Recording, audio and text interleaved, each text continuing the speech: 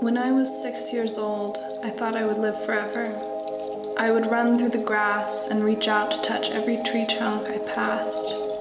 They were giants, connected to the earth, almost touching the sky. From where I could see, they would live forever, and so could I.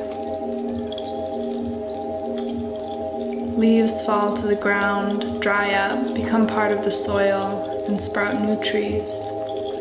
Everything was forever.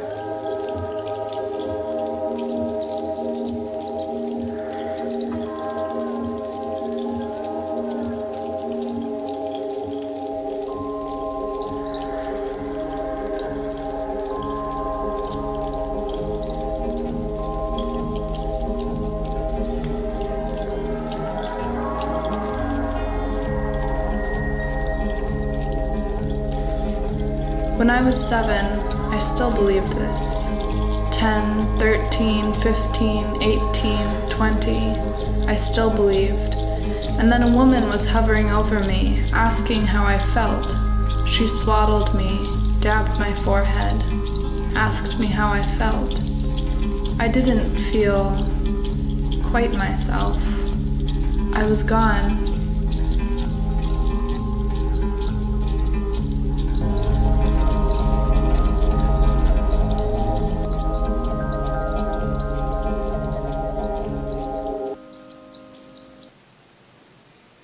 Ella? Ella? She was always calling my name. For the whole time I knew her, she was always calling my name, hammering it into my mind as deep as it would go. And then I wasn't as gone as I was before. I was on a couch. I had always been on a couch. I had never seen another room in another house. I had never seen another day. This woman in this place existed to keep me there. She looked like a girl I used to know. We would run through the grass and touch every tree. She would chase me and then I would chase her. She was asking me how I felt. I sat up and my arms felt like jelly. The whole room did. Do you remember what happened?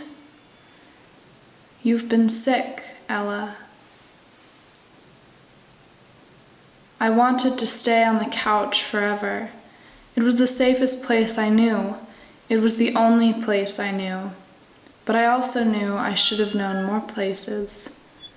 There was more, something more. There were plants on the table in front of me. They were the only plants I'd seen since the giant trees. They looked like little trees. I wondered if I was a giant, but I didn't say it. The woman pulled one out and gave it to me. It was dry and brittle. You've been sick. When I was 10 years old, I pretended to be sick a lot. I wanted to stay home with Mom and Dad on the couch in this room, or another couch in another room. I would tell them I needed a break from school and that they were my best friends. Dad would say, "You can't take a break from being." I knew as a kid he was right, but I still needed a break. Do you remember what happened last night? I shook my head and I kept shaking my head, but she looked at me like I was meant to say something profound. The room and the couch were too small and I wanted to talk to someone else. I wanted to talk to my mom or my sister, Jane. Jane was my sister. She used to throw fistfuls of grass at me because she knew they wouldn't hurt. She was smaller than me, older but smaller. I missed her. Jane was there. I didn't know why or where she'd been or where I'd been. I must have been gone, too lost to find her in front of me. She was older than she was supposed to be, taller and sadder.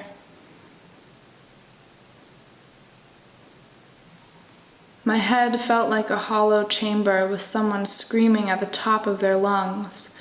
I was screaming and the scream echoed and the echo echoed, You've suffered some memory loss, Ella. Jane was ridiculous. She always had been, and I knew that because I had perfect memory. I hadn't forgotten anything at all.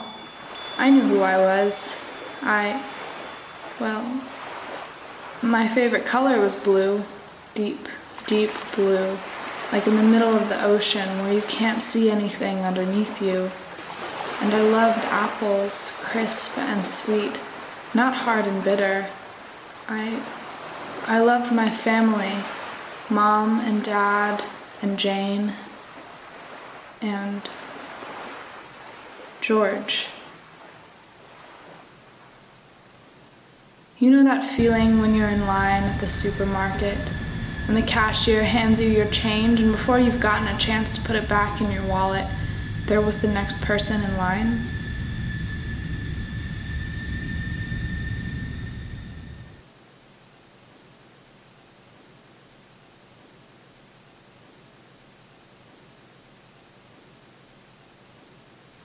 Mom and I used to play the parachute game, just the two of us.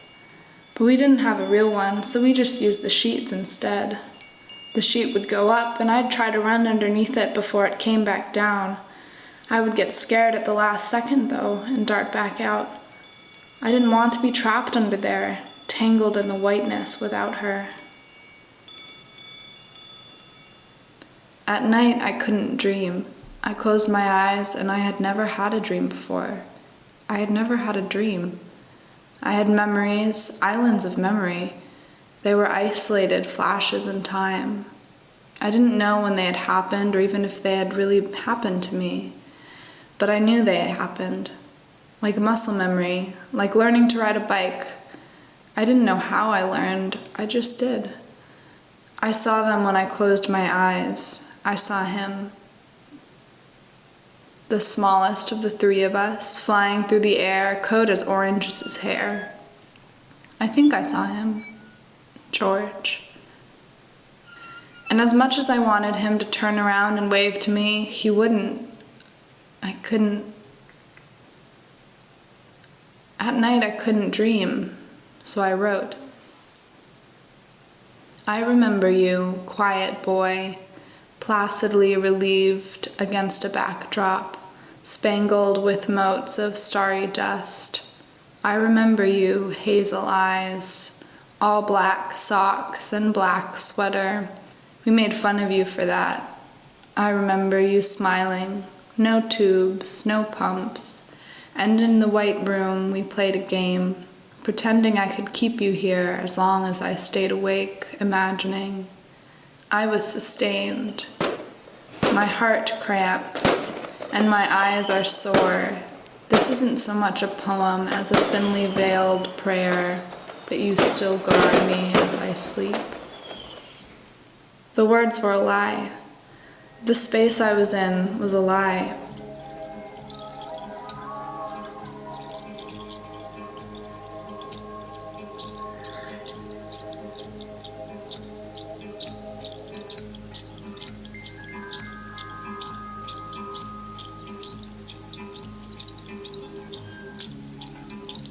I had never seen another couch in another room. I needed to. I was in a house that was keeping me safe. I detached from that couch and touched as many walls as I could. I touched every surface and collected every piece of dust onto the tip of my finger. The house contained many rooms. Even if I had never seen them, I knew they were there. One was mine, one was Jane's, one was our parents', and one was George's, which had bunk beds for when he had friends over. I found my room as easily as I had written the poem. Up the stairs, make a right and another right. Muscle memory. I hovered in the doorway, knowing it was mine, and yet still unsure. The walls were white. The bedding was white. It seemed more like Jane's room. I entered and continued to touch everything I could. It was all warm from the sunlight pouring in through the window. Outside was winter, but the sun forced itself through the clouds. I felt the same. Surrounding the window were pictures of smiling faces, all from different moments in time. They looked into the camera, at me, recognizing me with love. They all could have been anyone, except one. A boy who I recognized from childhood. He was always able to climb one branch higher than we could, and he never let us forget it. I carefully took down each photo and sat with them on the floor. These are all my friends? I felt like I was on the outside of a circle, and there was another version of me inside of it. I felt like it wouldn't be fair to them if I saw them and pretended to remember what I felt for them. Ella, don't drive yourself crazy over this.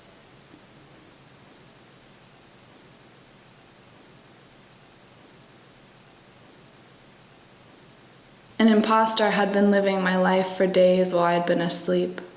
I'd just begun to wake up, only to be forced into retracing fading steps and finding a new path. I remembered my parents and a family vacation. I remembered a delayed flight and Dad forgetting something important. What are you remembering about? Dad forgot to pack underwear and he didn't realize until our second morning away. On the drive to the airport and all during the flight, he said he felt like he was forgetting something, but he didn't realize what it was until it was too late. When he did finally realize, he tried everything he could to hide it from us all. Why do you think you're remembering this now? That's exactly how I felt. Like I was forgetting something and I wasn't going to remember what it was until it was too late. I was tangled in the whiteness, too unconscious to find a way out.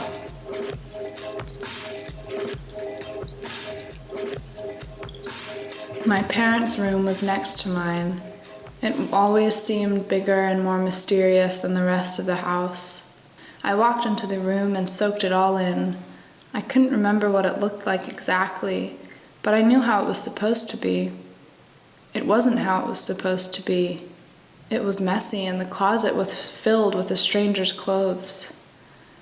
The open window flooded white light into the room, and my mom never left the curtains open while she wasn't home. What are you doing? I was kind of restless last night. This period of my life was called, "How are you feeling?" Everyone wanted to know. I didn't even know. How did it feel? How are you feeling? I feel like this is a test and I'm failing it. How are you feeling? Like all that's behind me and in front of me is a void. How are you feeling?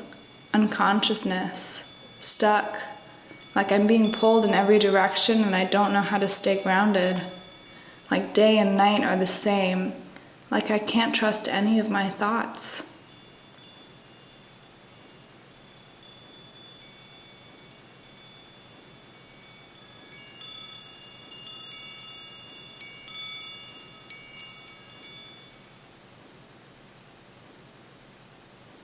When George came to see me, I was the great pretender. I was shocked. He was a man. He was our little brother, George. He made the room feel bigger. A window was opening within me. So, Ella, how are you feeling? How's it been having Jane play mom? It's been okay. It's like I'm stuck on a foggy road and I can only see a foot ahead of me, but Jane is only 9 inches away. They wanted to know how my head felt, which was a strange question. My head was fine, I thought, and it was more solid than it had been the day before. When I closed my eyes and took a breath, I saw George. As he looked then, standing on a stage with a guitar, he played a song.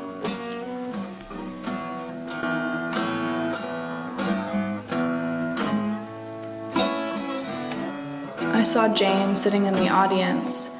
I saw Jane standing outside of a window in a hallway. She was looking at me. She was my nurse. or she was my sister. There were tubes and pumps all around me, and Jane had to stay outside. And there's something else. I've been dreaming a lot. And I think they're memories too. I keep seeing Mom. We're playing in the yard, in the woods, and I'm always a child. Sometimes I can't really see her, but I know it's her. It's like a song stuck in my head, and it's her. Something's wrong. I can feel it.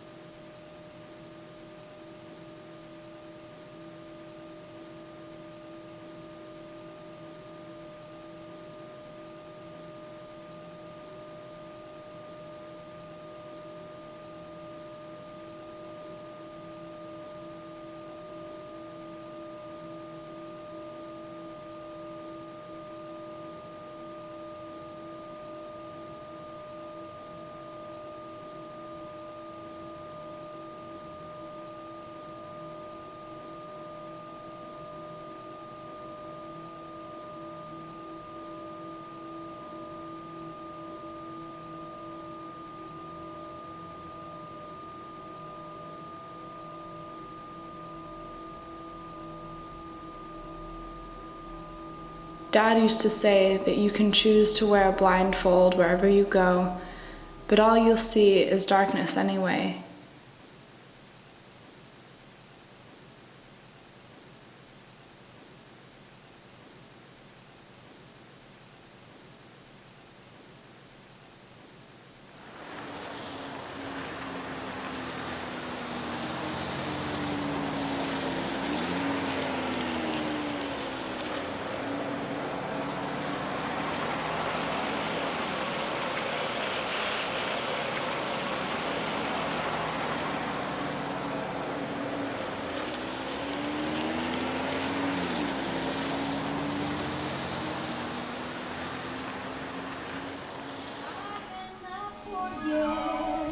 Only then I ever think of with regret.